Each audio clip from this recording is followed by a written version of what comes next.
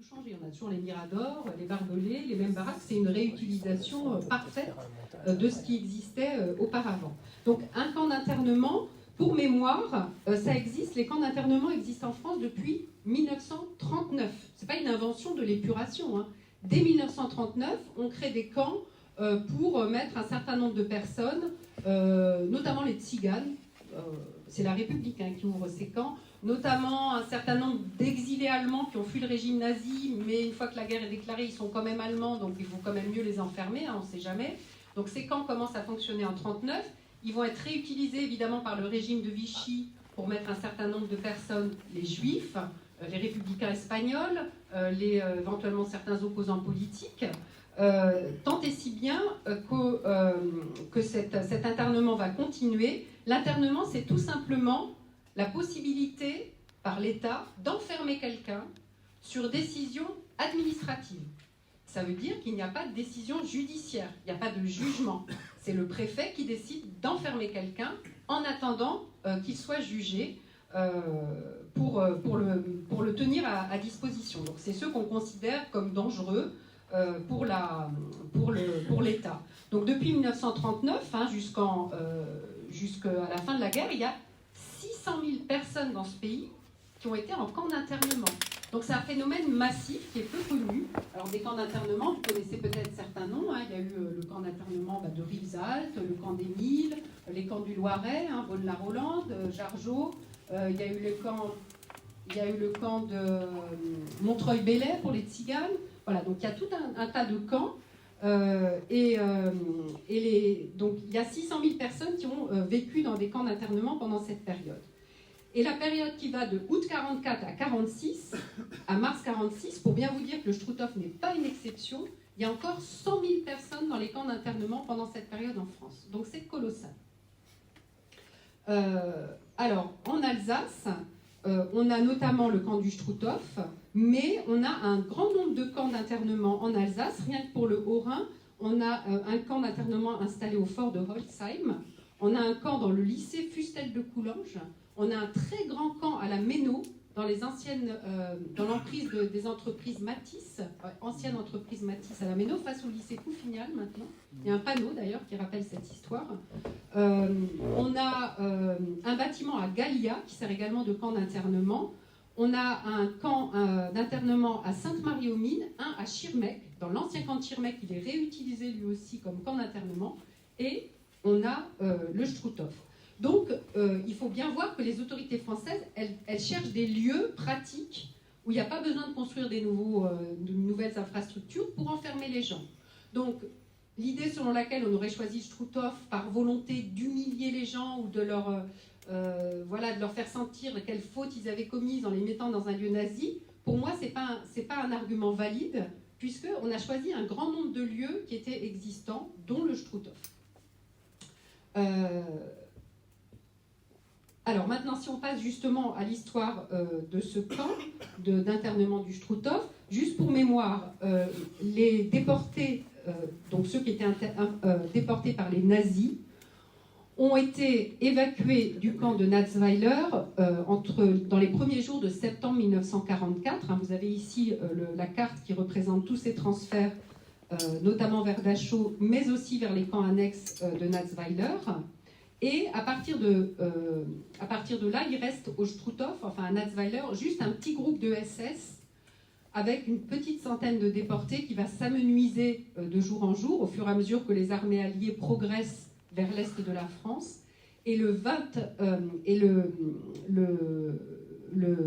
23 novembre 1944, ces derniers SS évacuent en catastrophe du camp de Natzweiler avec les derniers déportés. C'est la dernière page de mon roman. Et le camp se retrouve vide. Voilà. Et là, une autre histoire commence, et elle commence assez rapidement, puisque dès le 27 novembre, va se mettre en place progressivement un camp d'internement sous l'autorité du ministère de l'Intérieur. Donc les premiers internés arrivent dans ce camp. Ça, c'est une autre photo qui est très intéressante aussi. Alors, je ne sais pas si vous voyez les détails qui nous font immédiatement comprendre à l'œil nu qu'on n'est pas pendant la période nazie. Le linge qui sèche, oui. Oui.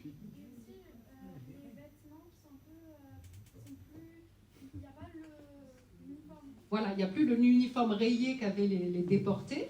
Donc il y a le linge qui sèche. Et puis, il y a un autre détail aussi. Enfin, il y a deux autres détails qui nous font savoir. Pardon ?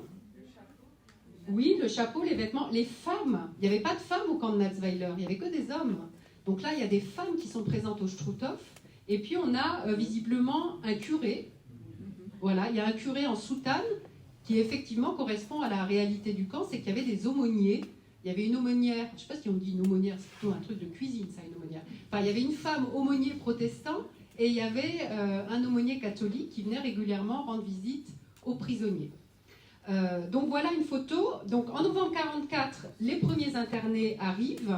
Et le 16 décembre, ça c'est mes premières archives, on a 300 internés qui sont déjà présents. 16 décembre, vous voyez que la guerre, elle est vraiment en cours. Il va bientôt y avoir la contre-offensive allemande à la Noël 1944 jusqu'au Nouvel An 1945. Et donc les conditions sont rudes. C'est la guerre. Là, j'ai des archives du commandant des camps d'internement du Bas-Rhin qui décrit les conditions le 16 décembre, justement, et qui dit qu'elles sont extrêmement précaires, le chauffage est insuffisant, il n'y a pas de médecins parmi les internés, le matériel d'infirmerie et les médicaments ont été en grande partie pillés, parce que les populations locales sont venues se servir après le départ des nazis, ça c'est bien connu. Jusqu'au 8 mai 1945, c'est-à-dire jusqu'au moment où l'Allemagne capitule, l'internement, c'est moins un moyen d'épuration qu'un moyen de neutraliser des gens qui pourraient agir contre l'armée française quand on est toujours en guerre. Après le 8 mai 1945, ça change de perspective et notamment, les Allemands vont être au fur et à mesure du temps évacués de ce camp d'internement où ils sont nombreux et vont être envoyés soit dans d'autres camps, soit vers l'Allemagne. Donc on a une grande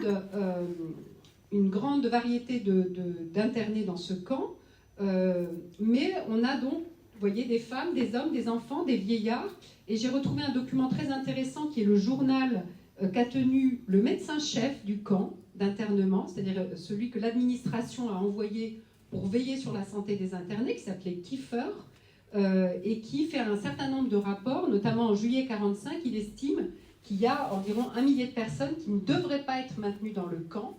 Il relève notamment la présence de 600 vieillards infirmes et impotents, 440 malades aigus et chroniques, et 122 enfants de moins de 14 ans.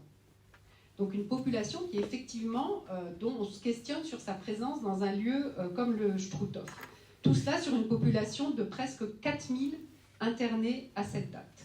Alors depuis lors, j'ai trouvé dans les archives qu'en effet, à partir du moment où l'armée française entre en Allemagne, il y a beaucoup de bombardements en Allemagne et vont être rapatriés vers le Struthof un certain nombre d'Allemands, et notamment des hospices de vieillards allemands qui ne peuvent plus fonctionner. Et ces vieillards vont être amenés au Struthof, ce qui est quand même un peu une aberration.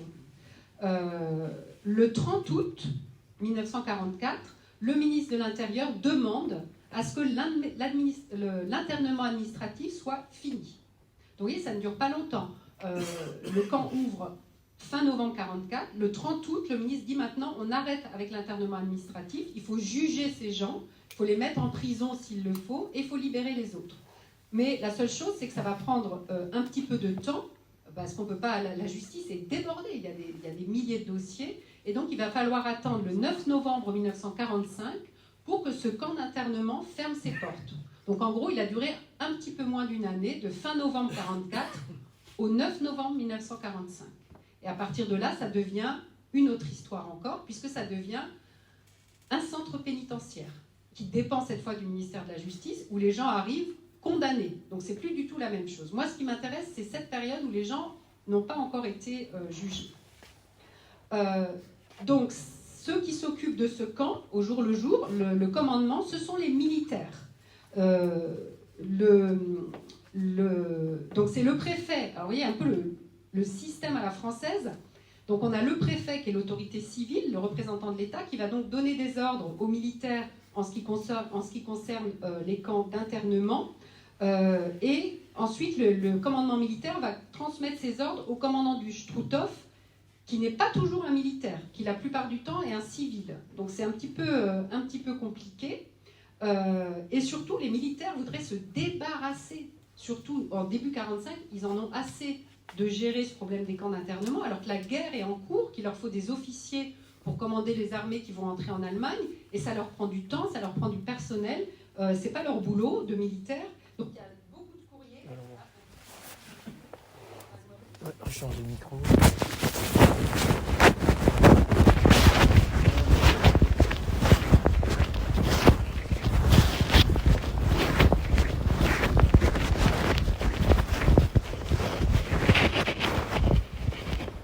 Voilà. Est-ce que ça marche mieux maintenant ?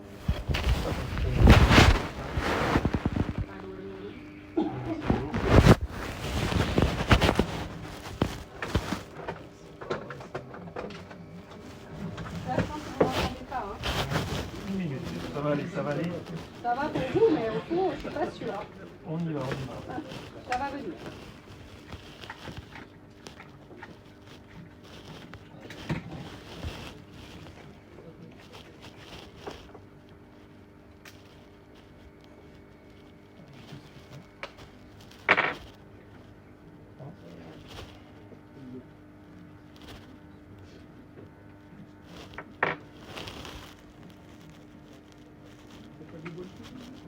Si, c'est les bonnes. En plus, ils avaient été vérifiés avant. Oui. C'est pas les pieds. C'est peut-être pas les pieds. Ah, si. Voilà. C'est reparti.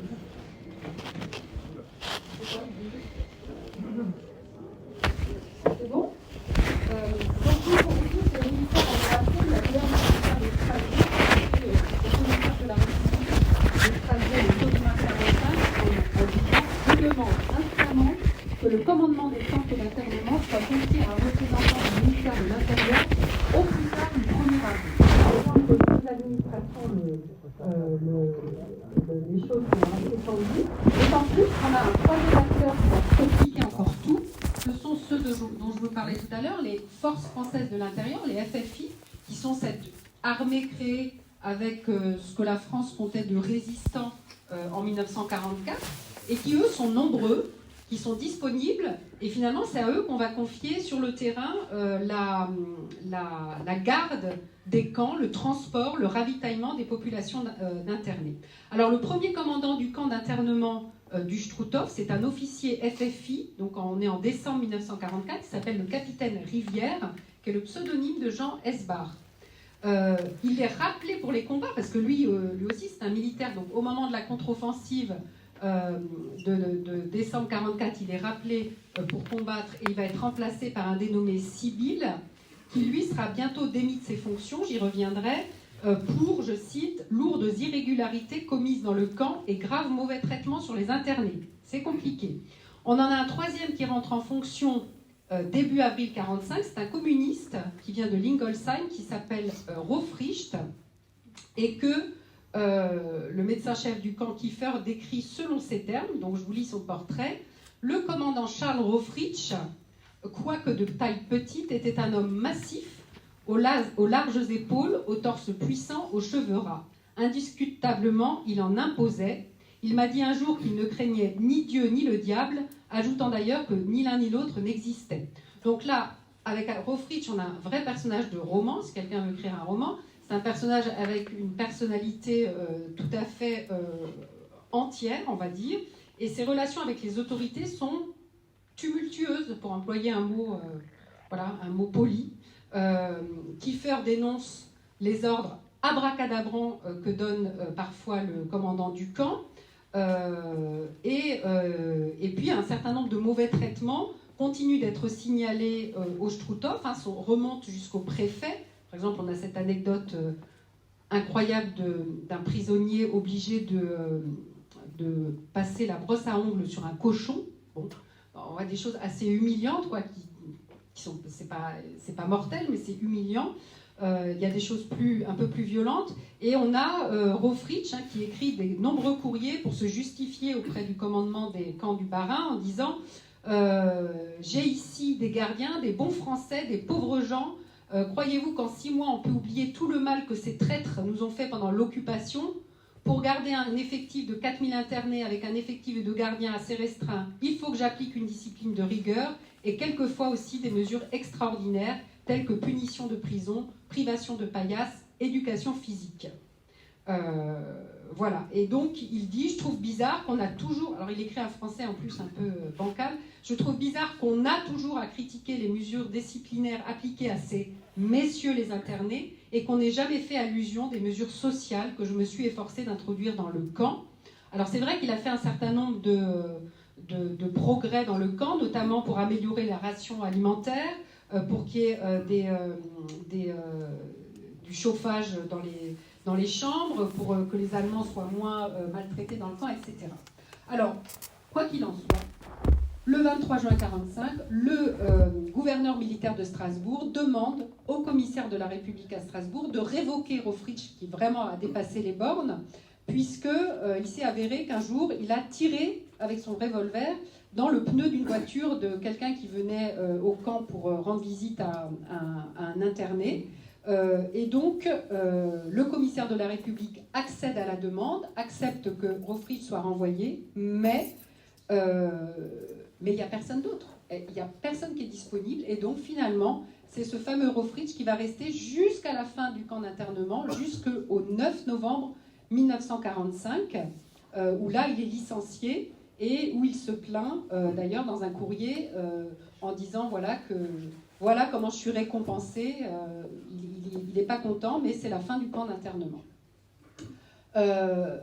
Donc on constate un fonctionnement assez autonome du commandement du camp par rapport à la hiérarchie, parce que la chaîne hiérarchique est compliquée, parce qu'on est dans un contexte d'urgence et d'exception, et puis parce que le Struthof c'est loin. Et donc cet éloignement géographique fait que sur sa montagne, le commandant peut fonctionner de manière assez autonome. Alors, ça c'est un extrait du fond du médecin Kiefer qui note les rations des internés pour le mois de juillet 1945, donc pain noir, pain blanc, pommes de terre, café, sucre, lait, farine, etc. Donc c'est intéressant, on voit ce qu'ils pouvaient manger selon leur âge. Vous ne mangez pas la même ration si vous êtes jeune ou si vous êtes plus âgé ou si vous êtes enceinte. Léon Kiefer, son parcours est intéressant. C'est un Alsacien qui a fait ses études de médecine à Strasbourg et à Heidelberg.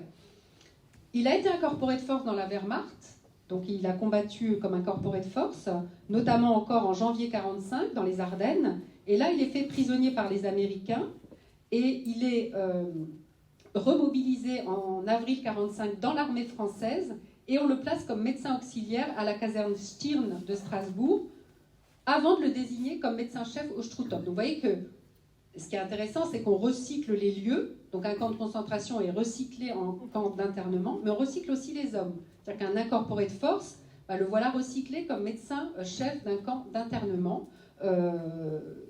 Et donc, à la demande de la préfecture, il fait un certain nombre de rapports comme celui-ci. Il attire l'attention de la préfecture sur le fait qu'il faudrait évacuer un certain nombre d'internés, mais il se heurte systématiquement au commandant du camp, qui renacle et qui interdit formellement d'évacuer les malades sans son autorisation. Donc voilà pour le médecin-chef. Qui est-ce qu'on a encore dans le camp ? On a, alors ça aussi c'est un extrait du fond Kiefer, voilà, où il écrit le Struthof manque de vivres, manque de médicaments, arrestation abusive, etc., suicide. Donc il dresse un portrait assez noir qu'il faudrait relativiser, mais il est assez sévère vis-à-vis de ce qui se passe. Alors, dans le camp, on a également un certain nombre de gardiens. Ici, je vous ai mis une archive. Alors là, des comme ça, il y en a je dirais des centaines. C'est une archive qui montre le renvoi d'un gardien qui n'a pas servi correctement. Le motif, vous le voyez peut-être, insulte à l'égard du chef de l'État. Bon, alors il est renvoyé et il doit retourner chez lui. Donc on a un certain nombre de gardiens dans ce camp qui sont recrutés dans la plus grande urgence. Et la plupart, ça c'est très intéressant, ça m'a vraiment frappé, ils sont recrutés dans les environs. C'est-à-dire qu'ils viennent des villages de Natzweiler, de Waldersbach, de Molsheim, d'Eckbolsheim, on en a parlé tout à l'heure. Donc ils viennent des Vosges, il y en a énormément qui viennent de l'autre côté du Donon, donc qui viennent du coin de Mousset, parce que je sais qu'il y a des représentants de ce petit coin des Vosges aujourd'hui. Donc il y en a beaucoup qui viennent des Vosges.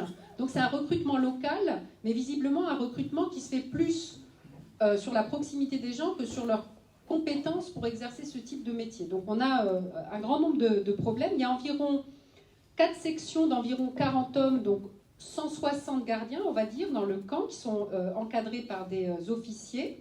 Et on a un grand nombre d'archives montrant un manque de motivation considérable chez ces gardiens. Par exemple, vous savez, des fois, quand on est aux archives, les archives, c'est le reflet de l'histoire humaine. Donc parfois, c'est terrible, on est accablé, mais parfois, on rigole. Il arrive que je ris toute seule quand je suis aux archives. Donc là, j'avais trouvé une archive. C'était un des gardiens qui avait quand même réussi à obtenir un arrêt maladie de 15 jours parce qu'il avait une ampoule à la main. Donc, vous voyez, c'était quand même... Là, je me suis dit, waouh, c'était assez impressionnant. Donc, on a un turnover de gardiens incessant. Il en arrive 10 par jour, il en repart, qui sont renvoyés autant par jour.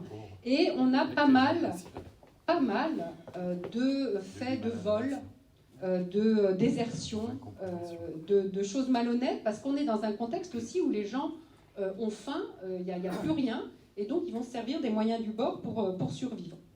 On a un rapport de la gendarmerie sur le personnel des camps d'internement de Schirmeck et du Struthof en février 1945, qui souligne que certains gardiens ont une conduite déplorable, qui se sont rendus coupables d'ivresse et de complicité d'évasion. Donc on a énormément d'archives sur des cas de vol dans le camp, mais aussi, alors là c'est encore plus étonnant, de vols dans les habitations et notamment dans les fermes des internés.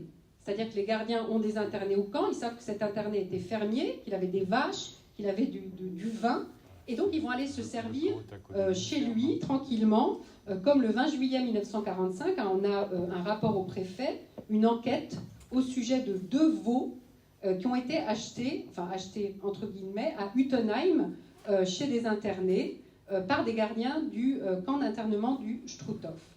Et puis ça n'est pas tout, ça n'est pas seulement au niveau des gardiens, c'est qu'on a au moins au début dans le camp un gestionnaire, c'est-à-dire celui qui est chargé de toutes les finances du camp d'internement, qui s'avère être complètement véreux et qui va susciter un grand nombre de problèmes.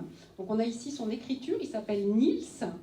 Donc là il fait une déclaration pour s'exonérer de tout ce qu'il a... de tout ce qu'il a fait au camp du Struthof. Vous voyez le deuxième paragraphe, au sujet des détournements d'objets ou d'argent, je déclare fausses les allégations portées contre moi, etc. Donc là, on est le 14 mars, 3 jours après, ce même personnage, Niels, s'enfuit du camp d'internement du Struthof avec la caisse. Voilà. Il est condamné par la justice, par sa hiérarchie, à 30 jours d'arrêt, mais il est parti. Et donc, on donne son signalement pour essayer de le retrouver et pour le juger. Alors, son signalement aussi, ça vaut son pesant de cacahuètes, puisqu'on dit 1,70 m environ, svelte, teint coloré, cheveux foncés, regard fuyant. Voilà. Et il s'enfuit, mais il a aussi le regard fuyant. Bon, bref, vous voyez qu'on a affaire quand même à des personnages plus ou moins adaptés au poste qui est le leur, alors que c'est quelque chose de très sérieux, l'internement. On est là quand même sur la privation de liberté d'un certain nombre de personnes. On est dans un rapport à la justice. Et on a une hiérarchie qui est quand même pas véritablement à la hauteur de l'enjeu. Et ça va jouer dans le ressenti des personnes qui sont internées ici et sur lesquelles maintenant on peut peut-être s'intéresser. Donc, qui sont les internés de ce camp d'internement? C'est une population composite, mais on va repérer 2 grands groupes très différents. Le premier gros groupe, qui va représenter environ 8000 personnes dans ce camp d'internement sur toute la durée, ce sont les Allemands.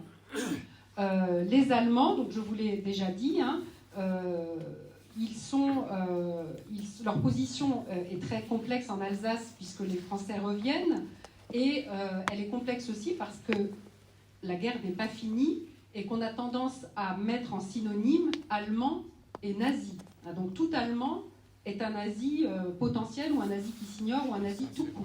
Donc c'est très difficile d'être allemand dans cette Alsace en voie de libération. Et les journaux alsaciens, d'ailleurs, que j'ai retrouvés également dans les archives, insistent sur cette nature barbare de l'allemand. L'allemand est barbare par nature. Hein, je cite, je crois que c'est les DNA, ça. C'est l'Alsace libérée en septembre 1945 qui écrit « Une telle barbarie presque inconcevable n'est possible que chez l'Allemand. En lui, la bête féroce n'est jamais morte. Lorsqu'elle semble s'apaiser, elle n'est qu'endormie. Les vivants qui sont comptables de l'héritage des morts ne doivent jamais l'oublier. » C'est quand même assez violent, et ça, c'est lors d'un reportage au camp d'internement du Struthof, où il y a un certain nombre d'Allemands qui sont internés. Vous voyez la culpabilité qui pèse sur eux d'emblée. Alors, ces Allemands, voilà la façon dont ça s'est passé. C'est pour ça que j'ai mis ce document. C'est que par un arrêté du 1er décembre 1944, c'est ce qui est écrit dans cette archive du 19 décembre, le commissaire de la République a ordonné l'internement sans délai de tous les ressortissants allemands et ressortissants des puissances en état de guerre avec la France, résidant sur le territoire des départements de Bas-Rhin et du Haut-Rhin. Ça, c'est l'arrêté. Voilà, ils doivent tous être internés à partir du 1er décembre, et ça va se passer de la façon suivante.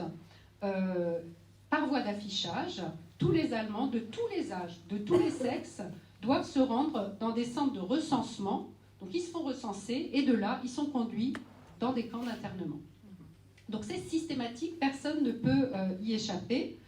Donc au total, on estime qu'il y a eu environ 8000 ressortissants allemands internés au Struthof jusque donc en novembre 1945, avec un maximum en juillet.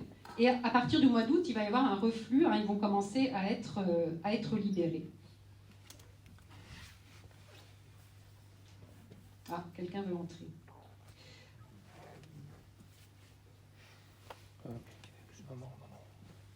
Alors, l'arrestation des Allemands, elle peut être choquante pour un certain nombre d'entre eux, parce que parmi eux, visiblement, on a des Allemands qui n'étaient pas du tout pro-nazis. On a un petit peu de tout. Je pense à la famille d'une internée qui s'appelle Galinski, dont j'ai retrouvé le journal aussi, qui avait été évacuée de Mannheim en 1943 à la suite des bombardements pour être relogée à Dachstein, près de Molsheim.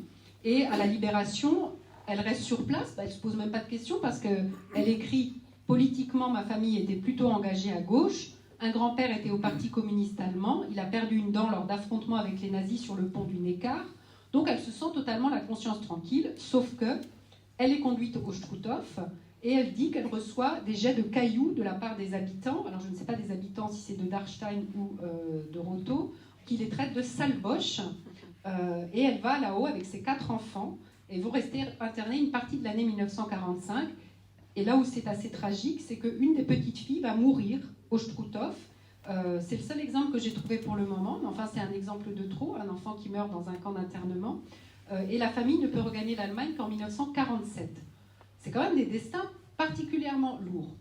Donc voilà un exemple pour les Allemands. J'ai un autre exemple, parce qu'évidemment, vous imaginez bien qu'il y a des cas très complexes. J'ai le cas de Jean-Pierre Straubel, qui lui est né en 1930, l'Alsace est française, d'un père allemand et d'une mère française. Et il vit entre les deux pays. Jusqu'à la guerre, ils sont à cheval sur les deux pays. Et la mère, en se mariant avec ce père allemand, elle a perdu sa nationalité française. Elle est devenue allemande. Alors vous imaginez l'imbroglio administratif pour la famille. Fin novembre 1944, en plus, elle est veuve, son mari est mort. Elle revient s'installer dans son village de Merkwiller en Alsace. Et là, elle va être arrêtée le 29 avril 1945 et envoyée au Struthof en tant qu'allemande. Le petit Jean-Pierre a 15 ans. Et il y a seulement, je l'ai retrouvé, il avait 82 ans quand il m'a parlé, et il me disait, nous étions d'innocents prisonniers, ni accusés, ni condamnés de quoi que ce soit. Autant que nous avons pu le constater autour de nous, les autres co-détenus étaient enfermés pour les mêmes raisons que nous, être allemands. Donc eux, ils vont quitter le Struthof le 10 mai 1945, mais ils vont aller dans un autre camp près de Poitiers, à la Chauvinière, puis dans un 3e camp, celui d'Écrouves, près de Nancy, et être libéré en décembre 1945. Et on peut concevoir qu'une personne comme ce Jean-Pierre Straubel soit assez amer de cette expérience. Il a passé une partie de son adolescence dans un camp, et il dit ceci s'est passé dans le pays qui se targue d'avoir créé en 1789 et réaffirmé les droits de l'homme. Voilà. Donc pour lui, c'est une expérience amère. Alors, il faut évidemment nuancer, c'est son témoignage. On a aussi parmi les Allemands du Struthof des gens qui ont de larges choses à se reprocher. On n'a pas que des innocents. Hein. En fait, ce qui est difficile, c'est qu'on ne peut pas faire un portrait robot. On a de tout. On a, alors pour aller à l'extrême inverse, on a vraiment des nazis abominables qui sont passés par le Struthof. Je cite un des cas, voilà, sans doute non, c'est pas lui, ça c'est le pauvre Jean-Pierre, je suis désolée. Donc lui, c'est Jean-Pierre dont je vous parlais auparavant, qui avait 15 ans. Là, c'est pas eux non plus. Alors, est-ce que je l'ai? Voilà. On a Paul Stasik, donc un Allemand qui, lui, était Oberkriminalsekretär à la Gestapo de Strasbourg.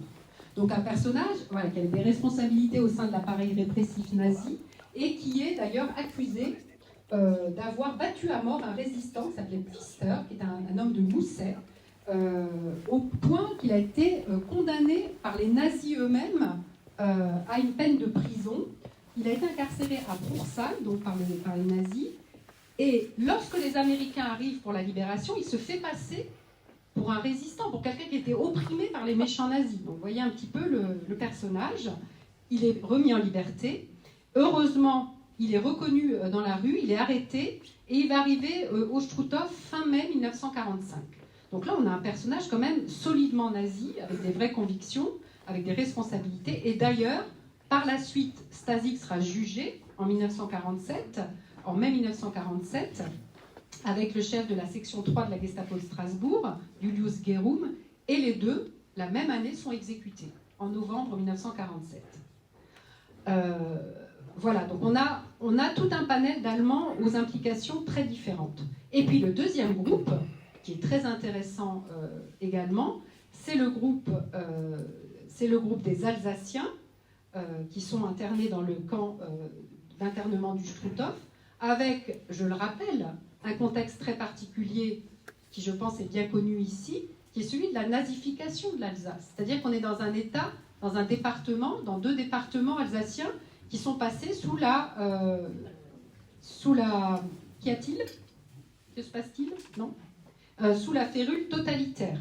Donc je rappelle juste que l'adhésion à la Hitlerjugend, que la participation au RAD et l'adhésion au NSDAP, donc au parti nazi de 35 000 environ Alsaciens, a été volontaire pour certains d'entre eux, mais rendu obligatoire par leur fonction pour un certain nombre d'entre eux également. Et puis qu'on a,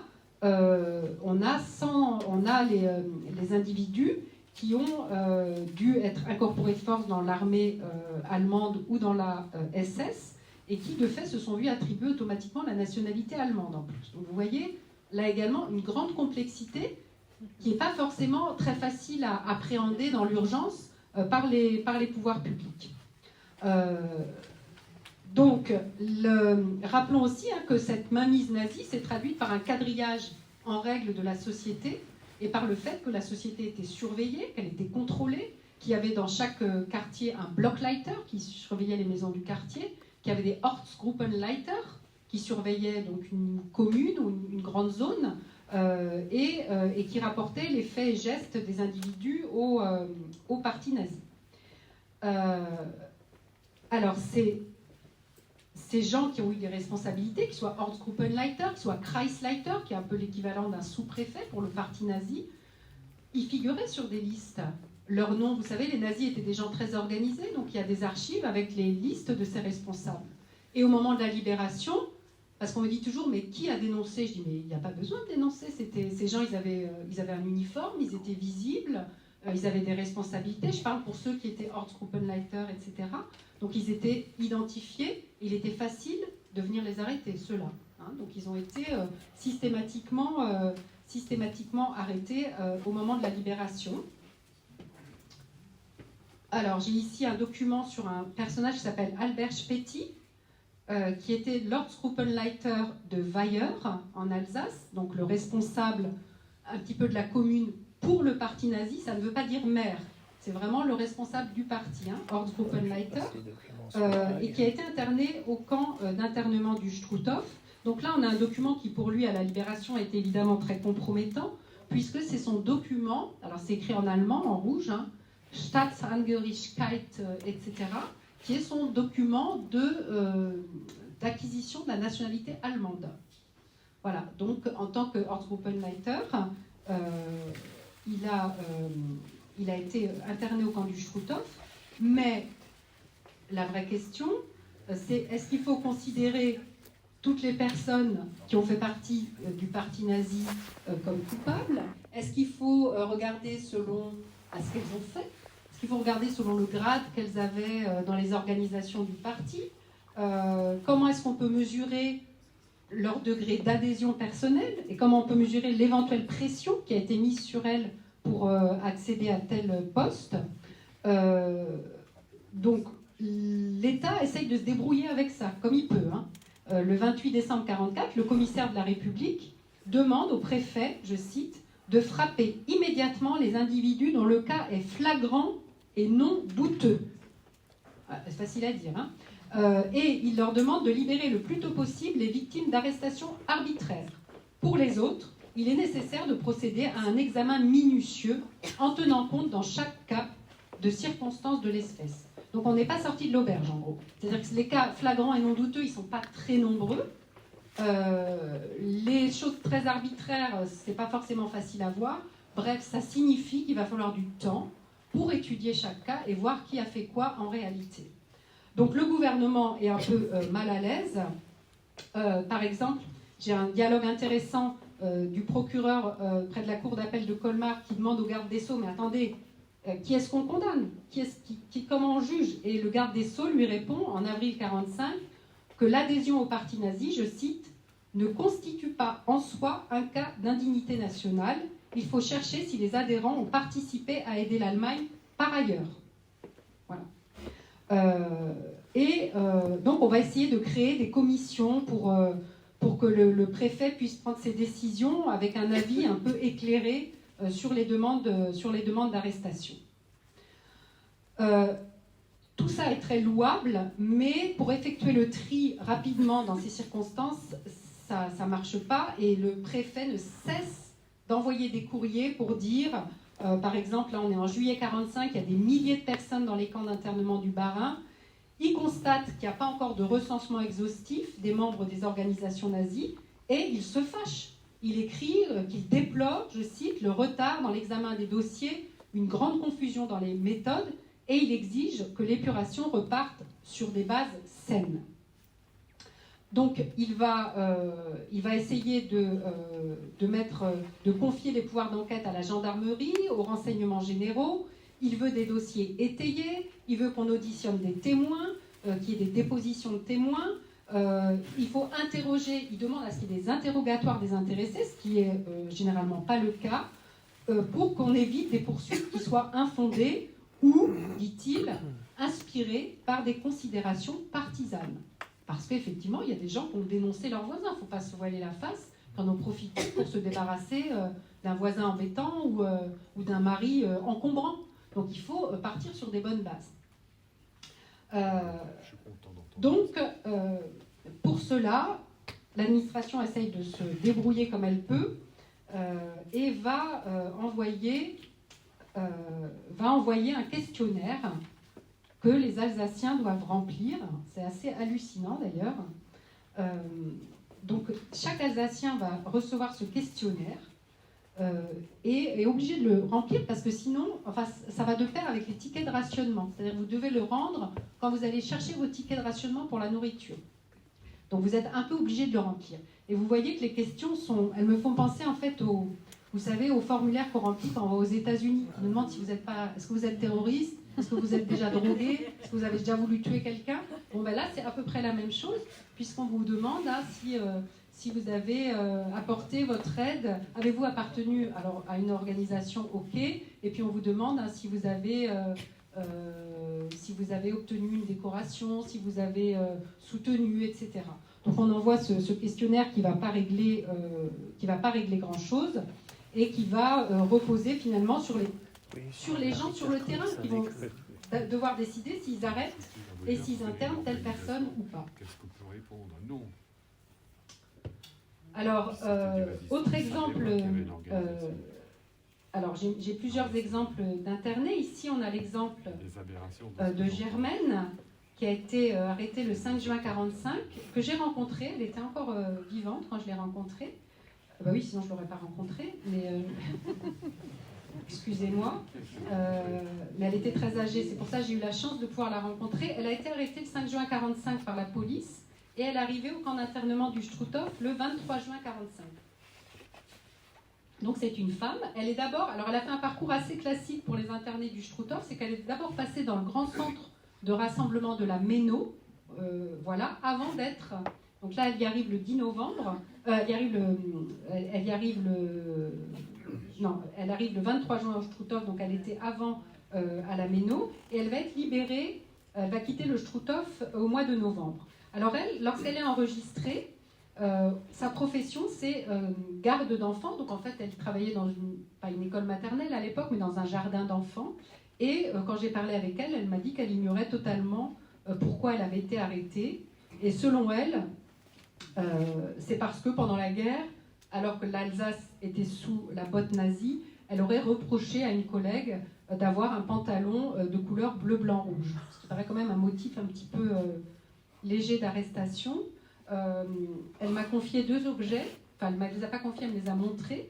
Le calot qu'elle avait sur la tête avec son numéro d'interné, et puis un poème qu'elle a rédigé au Struthof avec des fleurs qui ont été cueillies là-bas. Donc c'est très émouvant parce que c'est un témoignage sensible de cette femme qui est passée à cet endroit-là. Au camp d'internement, comme elle était, son métier c'était de s'occuper des enfants, on lui confie les enfants du camp qui sont, ils vont pas à l'école, hein, ils font rien de la journée, donc elle les emmène se promener dans les bois, c'est son travail, aux alentours du Struthof, et elle les ramène le soir. Voilà.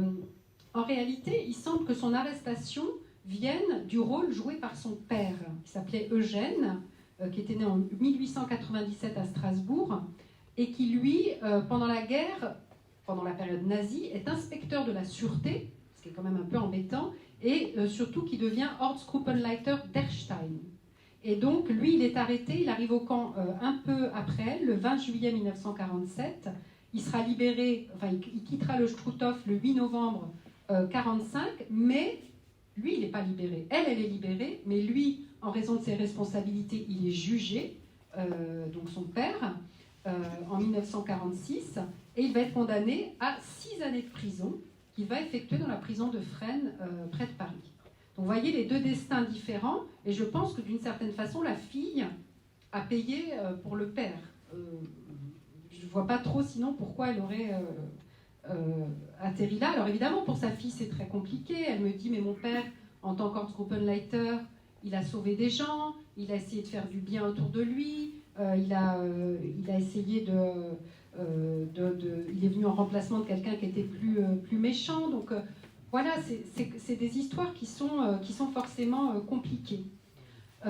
Et ce qui est difficile, c'est que vous voyez, pour une Germaine qui est internée pour des raisons qui restent quand même un peu confuses, on a d'autres personnes qui n'ont pas été internées du tout, alors que franchement, on peut s'interroger sur le fait qu'elles auraient peut-être mérité de l'être.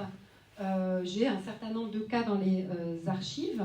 Par exemple, un entrepreneur en bâtiment de Labrock qui s'appelait Joseph Kohler. Et il y a quand même une fiche des RG de Molsheim qui dépeigne son attitude politique équivoque pendant l'occupation. On dit qu'il entretient, je cite, les meilleures relations avec les Buck et Blomberg, qui travaillaient au camp de Schirmeck. Il est membre du Deutscher Arbeitsfront, de l'Opferring également. Et bien son dossier est classé. Le 20 novembre 1945, son dossier est classé parce que, bon, il n'avait pas adhéré au parti nazi, il semble qu'il aurait aidé des déportés de Natzweiler, donc ça vaut qu'il n'est pas interné. Donc, voilà, ça donne la sensation d'une justice un petit peu, enfin pas une justice, mais de décisions qui sont un peu hésitantes sur leurs critères. En tout cas, c'est une source d'incompréhension. Qui vaut d'ailleurs la réaction de certains élus locaux. Hein. Il y a quand même des protestations d'un certain nombre d'élus locaux contre cette manière de procéder. En tout cas, ce qu'on va voir, et on pourra en reparler après, c'est que ça présente le risque d'installer un certain nombre d'incompréhensions entre un certain nombre d'Alsaciens et la justice qui est mise en œuvre par la France. Ça, on peut dire ça comme ça. Alors, qu'est-ce que j'ai ensuite? Ah, autre cas. Alors lui, c'est mon chouchou. Lucien Yen. Lucien Yen, comme vous le voyez, il est curé. Et alors, pourquoi c'est mon chouchou? Parce qu'il a écrit un journal dans le camp. Donc il a laissé une centaine de pages en allemand, au jour le jour, sur ce qu'il a vécu au camp d'internement du Struthof. Donc là aussi, c'est un personnage intéressant. C'est un document unique, très précieux. Il raconte, je cite, « Le 12 janvier 1945, j'ai été arrêté au presbytère de Bischofsheim par 2 FFI et un lieutenant qui pourtant ne purent me montrer aucun mandat d'arrêt. » Ça, c'est normal parce qu'il n'y avait pas de mandat d'arrêt. Alors lui, il va être sur une position très vindicative. J'ai des comportements très différents des internés. Par exemple, Germaine, bien que franchement, elle était internée, on ne sait pas trop pourquoi, elle n'était pas du tout dans l'accusation ni la récrimination. Elle acceptait son sort de manière assez paisible.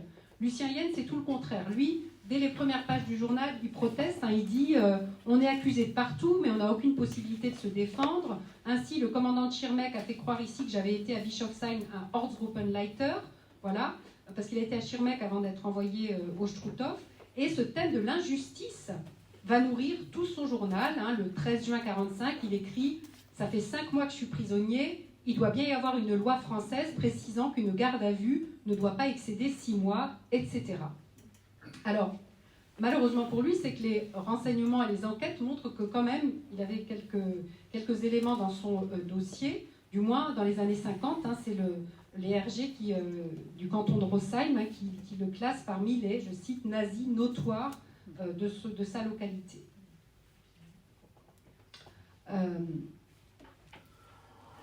Alors, cette incompréhension, qui peut aller jusqu'à de la récrimination, peut aussi aller, alors là, ça m'a aussi vraiment étonnée quand j'ai découvert ça, je ne m'y attendais pas du tout, à des demandes de réparation.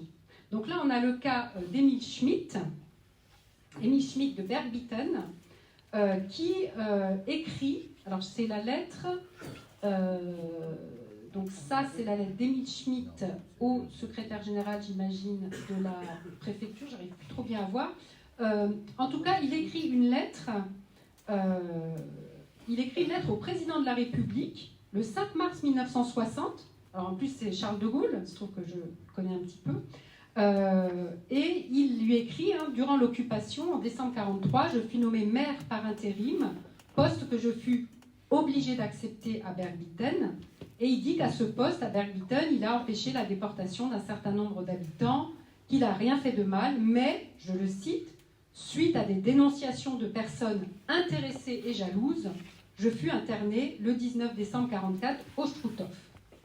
Alors, il se trouve que cet Emile Schmitt est viticulteur. Vous savez que Bergbitten, c'est un village de vignes, de production de vin. Et alors, il écrit dans cette lettre que les FFI du camp du Struthof firent une descente dans ma cave et vidèrent 135 bouteilles de vin d'Alsace, ainsi qu'un fût de 100 litres de vin ordinaire pour lesquels je n'ai eu aucun dédommagement. Le 27 mai 1945, ma femme faisait parvenir à monsieur le préfet du Bas-Rhin une pétition signée de 46 de mes concitoyens attestant ma loyauté envers la France. Emile Schmitt, comme un certain nombre d'autres Alsaciens, va entrer dans une association qui va demander des réparations financières pour ces internés du Struthof, qui vont tous écrire au président de la République pour demander des sommes de plusieurs centaines de milliers de francs pour se faire dédommager. Alors d'après vous, quelle a été la réponse de l'État là-dessus? Ouais. Donc on a dissous l'association par décret. Mais les dossiers ont été examinés. Je dois dire que l'État a examiné les dossiers pour voir si quand même il y avait des cas d'injustice notoire. Par exemple, il y a des gens qui ont avancé le fait qu'ils avaient perdu l'ouïe ou qu'ils avaient des séquelles physiques. Donc là, ça a été examiné. Mais en revanche, il n'y a eu aucune compensation financière d'accordée. Surtout que dans le cas de Schmitt, par exemple, on a dans le dossier des RG également, parce que du coup, les RG rouvrent l'enquête en 1960 pour vérifier. Et les RG notent, je cite, une partie de la population de Bergbitten n'a pas encore pardonné ni oublié l'attitude pro-allemande de Schmitt, qui a créé de sérieux ennuis à certains habitants. Voilà ce que disent les RG. Donc on a deux versions différentes de la réalité. Alors il faudrait creuser pour voir exactement ce qu'il y a eu. En tout cas, dans le cas de Schmitt, il faut bien mettre à son actif qu'il a été réhabilité dès 1946, donc il n'y a pas eu de suite de condamnation. Alors, quelle est la vie quotidienne dans le camp ? Eh bien, dans le camp, ces internés, qu'est-ce qu'ils font toute la journée ? Ils doivent s'occuper, ils doivent travailler. Donc, on leur donne des petites tâches à faire. Hein. Ils ont le droit de recevoir des colis, ils ont le droit de recevoir des visites. Je vous l'ai dit tout à l'heure, il y a des aumôniers catholiques et protestants. On essaye d'occuper les enfants comme on peut. Les mauvais traitements sont minoritaires. Alors, il y a un épisode terrible de mauvais traitements, je vous en parlerai après, mais sinon, on est dans un mode de fonctionnement plutôt respectueux, à part les vexations dont je vous ai parlé et qui sont quand même assez répétées. Voilà, je vous ai mis ici une affiche qui est très connue, qui est du fils du monsieur dont je vous ai parlé tout à l'heure. Je vous ai parlé de Albert Spetti, qui était Landgruppenleiter de Weyer. Voici son fils maintenant, qui est Alfred Spetti, et qui est l'auteur de cette affiche très connue. Il était, alors je l'ai rencontré aussi, j'ai eu de la chance. Il était étudiant aux Beaux-Arts pendant la guerre, sous la période nazie, et c'est pas son fils, c'est son neveu, pardon. Il m'a expliqué que le prof nazi leur avait demandé de dessiner une affiche pour montrer la nécessité de se débarrasser des valeurs françaises. Et il a fait ce dessin, c'était un devoir pour lui, hein, on lui demandait ça, donc il a fait ce dessin. Et évidemment, par la suite, il a été incorporé de force dans l'armée allemande. Il est revenu en France après à la fin d'une permission, je crois, en novembre 1944, et il a été arrêté en raison de cette affiche et envoyé au camp du Struthof le 27 janvier. Et il est l'un de ceux qui va être dans ce groupe qui a subi des comment ça s'appelle, des exactions, voilà, des exactions en arrivant le 27 janvier. En fait, ce qui se passe, c'est que le 27 janvier, jusque-là, il y a essentiellement des Allemands au Struthof. Et le 27 janvier arrive un convoi de 1200 Français. C'est un énorme convoi qui arrive, parmi lesquels Alfred Spetti et un certain nombre d'autres internés. Et là, il raconte, hein, il m'a raconté qu'on les avait fait entrer dans une baraque qui était vidée, où il y avait 2 rangées de gardes de chaque côté, avec des femmes, dont certains ont dit que c'était des prostituées, et que c'était terrible, qu'on leur a cogné dessus, hein, qu'on les a passés à tabac à leur arrivée. Et donc j'ai un certain nombre de témoignages sur ce jour du 27 janvier. Alors ce qu'il faut dire, c'est que c'est un événement grave, mais exceptionnel, et que surtout l'État a immédiatement diligenté une enquête, sanctionné les responsables, renvoyé ensuite le commandant du camp pour que ça ne se reproduise plus. Donc c'est quelque chose qui est resté heureusement assez marginal, mais qui a eu des conséquences, on le verra. Alors ça, c'est des dessins, c'est très précieux aussi, c'est des dessins qu'a réalisé Spetti pendant qu'il était au camp d'internement. Donc voilà comment il représente les lieux, vous voyez, avec le drapeau français et la croix de Lorraine. Et puis ce qui est intéressant, vous voyez l'entrée du camp, le portail, qui ne ressemble pas du tout au portail d'aujourd'hui et qui nous rappelle à juste titre que le portail d'aujourd'hui est un fake complet qui a été construit vers 1947, qui est un décor, mais que le vrai portail du camp de Natzweiler, du camp nazi de Natzweiler, c'était ce petit portail simple près du mirador de l'entrée. Voilà.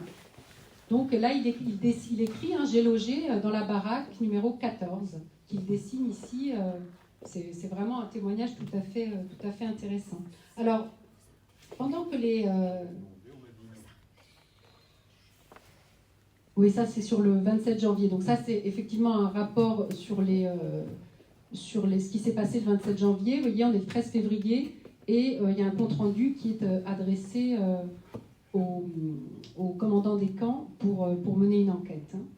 Alors, pour terminer, en même temps que ces internés sont présents au camp de Natzweiler, ces Alsaciens, ces Allemands, au camp du Struthof, ça y est, je me suis trompée. mais parce que je voulais dire, le camp est en train de devenir au même moment un lieu de mémoire. Et ça, c'est quelque chose de très original, d'extrêmement surprenant aussi. Par exemple, cette croix, c'est la croix que vous voyez, c'est pas la même, mais à l'endroit où elle était, il y a la croix aujourd'hui en bas du camp.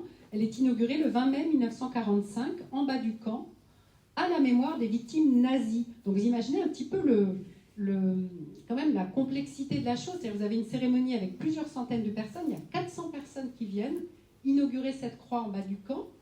Vous avez plusieurs milliers de personnes internées au titre de la collaboration ou en tant qu'Allemands, qui vont plus ou moins assister, enfin qui vont être dans leur baraque et qui vont assister à ça. On est dans 2 dimensions parallèles. Donc c'est extrêmement étonnant, d'autant plus que l'aumônier du camp d'internement catholique, le révérend Père Fleischmann, prononce un discours qui sans doute n'est pas très bien reçu par les prisonniers, puisqu'il dit les morts, je le cite, hein, les morts crient vengeance, oui, vengeance, il n'y a pas à douter, vengeance, mais vengeance vers le ciel, à Dieu, mais pas à nous. Voilà. Il réclame que justice soit faite, etc., etc., etc. Donc on a quand même ce mot de vengeance qui revient. Et moi, ce qui m'interroge, c'est les gens qui étaient internés là, mais qu'est-ce qu'ils pensaient de tout ça? Comment ils percevaient cette volonté de justice, cette volonté de vengeance? Et d'ailleurs, comment est-ce qu'ils percevaient le fait qu'ils étaient dans un ancien camp de concentration? C'est quand même pas banal, ça non plus. C'est quand même tout à fait unique. Alors certains feignent d'ignorer qu'il y avait un camp de concentration en Alsace. Ils disent qu'ils ne le savaient pas. Par exemple, c'est Spetti qui me disait... J'en avais jamais entendu parler, avant d'arriver au camp du Struthof le 27 janvier 1945. Alors c'est vrai qu'il était dans la Wehrmacht, enrôlé de force dans la Wehrmacht sur le front de l'Est. Pour d'autres, le fait d'être dans un ancien camp de concentration, ça va engendrer un discours victimaire. Ah, voyez, comment on nous traite comme les nazis ont traité les déportés, l'État français c'est des nazis, on est aussi maltraité que des déportés, etc. Donc ça, c'est un deuxième type de discours où on va mettre la France sur le même plan que l'Allemagne nazie et le camp de concentration sur le même plan que le camp d'internement. Un gros amalgame qu'on va retrouver chez Lucien Yen ou chez une autre Allemande qui a laissé un petit journal aussi en allemand qui s'appelle Annick Kränker et qui, elle parle même pas de camp d'internement. Pour évoquer le Struthof, elle parle de Konzentrationslager. Donc elle parle de camp de concentration, pour bien montrer que pour elle, il n'y a pas de différence. Et puis ça va entraîner des choses très violentes, dont je voudrais citer 2 choses violentes. Chez un certain nombre d'internés, ce que j'ai constaté, c'est que dans cette veine de l'amalgame entre le camp français et le camp nazi, certains vont nier ce qui s'est passé au camp de Natzweiler sous la période nazie. C'est-à-dire que je distingue chez un certain nombre d'entre eux ce que j'ai appelé comme la préhistoire du négationnisme, une première forme, pas encore élaborée, mais quand même une première forme de négationnisme de ce qui s'est passé, et que je retrouve par exemple chez Yen, ou chez Kränker, qui vont nier ce qui s'est passé. Par exemple, Yen nous explique que le crématoire n'a pas existé, que la potence, il dit, c'est faux, et puis il doute également du fait qu'on ait brûlé des corps dans le four crématoire. Il dit, j'aimerais bien parler avec un spécialiste pour savoir si un four peut traiter une telle quantité quotidienne de corps, etc. Et chez un grand nombre d'entre eux, je trouve aussi l'idée selon laquelle les potences construites par les nazis pour pendre les déportés, et dont je sais par les archives qu'elles ont fonctionné pendant le camp de concentration, puisqu'en juillet 1944, il y a eu chaque jour presque une dizaine de soviétiques pendus à ces potences. Eh bien, un grand nombre d'internés du camp d'internement disent « Ah mais pas du tout, ces potences c'est du fake, elles ont été construites par nous-mêmes pour mettre dans le camp et montrer à quel point les nazis étaient méchants. » Donc là, on a vraiment deux choses qui se télescopent et sur lesquelles je me suis longtemps interrogée parce que ça revient dans de nombreux témoignages et sur lesquels je n'ai pas d'explication définitive, mais qui sont assez surprenantes. Et puis on arrive vraiment à l'extrême, c'est-à-dire qu'il y a l'ignorance, hein, je ne savais pas qu'il y avait un camp, il y a la victimisation, on est aussi maltraité que les nazis traitaient les déportés, il y a la négation, ah ben non mais ce four crématoire n'a pas existé, c'est n'importe quoi, et là on arrive vraiment à ce qui est encore plus grave, c'est la destruction. Et vous savez qu'il y a eu en 1976 un incendie criminel au camp de Natzweiler, dans le lieu de mémoire, où a été brûlée la première baraque à l'entrée du camp. Et cet attentat a été revendiqué par les loups noirs d'Alsace. Et pour signer leurs méfaits, ils ont mis cette inscription au pied du mémorial. Vous voyez la date ? 27 janvier 1945. C'est la date dont je vous ai parlé tout à l'heure. Donc là, ça montre à quel point tout ce qu'on fait dans l'histoire, à un moment donné, si on ne le traite pas bien, si on ne le soigne pas, si on n'en parle pas, ressurgit. C'est comme pour l'être humain et la psychanalyse, c'est pareil. Et bien là, le 27 janvier 1945 ressurgit en 1976 parce que le chef des loups noirs d'Alsace, Riffel, était le fils d'un des internés du camp d'épuration qui était arrivé le 27 janvier 1945 et il avait compris que son père avait été très maltraité ce jour-là. Il avait essayé de venir le voir peu après, il s'était fait rejeter et il en avait conçu une espèce de colère, peut-être de haine, je ne sais pas, vis-à-vis de la France, qui l'a poussé à aller jusqu'à la destruction d'un lieu de mémoire, sans doute au nom de son père, enfin, peu importe les raisons, j'allais dire, mais voilà jusqu'où ça peut conduire. Donc, oui, ça c'est le monument du déporté, où ils l'ont écrit en plus sous le monument, enfin sur le monument et sous les pieds de la sculpture de Fenot qui représente ce déporté en train de s'élever vers le ciel ou en train de mourir. Voilà, donc c'est très, voilà, je lis ce qu'écrit Riffel. Il écrit dans son livre, ou dans une interview que j'ai lue de lui, « Je me suis juré que quand je serai grand et fort, je me vengerai. » Voilà. Donc voilà où on en arrive dans les cas les plus extrêmes. Donc moi, ce qui m'intéresse dans ce travail, pour terminer, c'est de faire entendre les différentes voix. C'est pas facile, mais de faire entendre la voix des internés, de tous les internés, de faire entendre la voix de l'État, qui a un rôle pas très facile, des FFI, des hommes politiques, de rappeler aussi que le caractère indispensable de la justice, qui a été tentée en 1945, elle était très imparfaite, mais elle était indispensable et sans doute elle a été modérée. Il n'y a pas eu d'exaction, il n'y a pas eu d'exécution sommaire. C'était une justice qui a fait du mieux possible pour éviter les lynchages, etc., pour remettre les choses en ordre.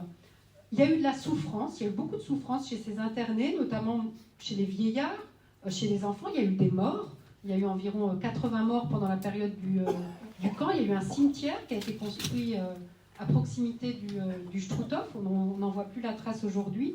Donc il y avait 80 tombes qui étaient là-bas. Il y a eu un sentiment d'injustice et tout ça, il faut le faire connaître. Et il faut accepter chacun de ces récits comme légitimes à sa façon, même si c'est difficile. Et puis souvent, ce que je veux rappeler aussi, c'est que les Alsaciens n'ont pas été moins bien traités que les autres Français dans cette histoire-là. Il n'y a pas de sévérité particulière vis-à-vis des Alsaciens, les chiffres le montrent. Et c'est peut-être de là en fait que vient un sentiment d'injustice, c'est-à-dire qu'ils ont été traités comme les autres, alors même que leur histoire était finalement très différente. Leur histoire de l'annexion était très spécifique. Est-ce qu'on aurait pu faire mieux? Sans doute, mais c'était pas une époque très facile. Alors, chacun a un rôle à jouer dans la transmission de cette histoire, et comme je le dis toujours, les archives sont ouvertes à tous. Il n'y a pas besoin d'être chercheur pour aller aux archives départementales. Moi, je vous encourage à y aller. Il suffit de présenter une pièce d'identité. C'est public, c'est gratuit. Il y a des gens qui sont là pour vous aider à faire les recherches. C'est leur travail. Et c'est passionnant. Il y a énormément d'éléments. Si vous avez un nom, si vous avez un lieu pour rechercher sur cette période-là. Et de le faire pour s'interroger. Et moi, je ne le fais jamais, mais jamais pour juger. C'est très important. C'est une histoire compliquée. et je ne me permets jamais de juger les personnes, mais de poser des questions sur ce qui s'est passé, sur les malentendus, sur les erreurs. Et pour tout ça, il faut travailler, consulter les archives, non pas pour entretenir un espèce de ressentiment, mais pour essayer de comprendre un peu cette complexité sur laquelle on vit encore aujourd'hui. Je vous remercie beaucoup.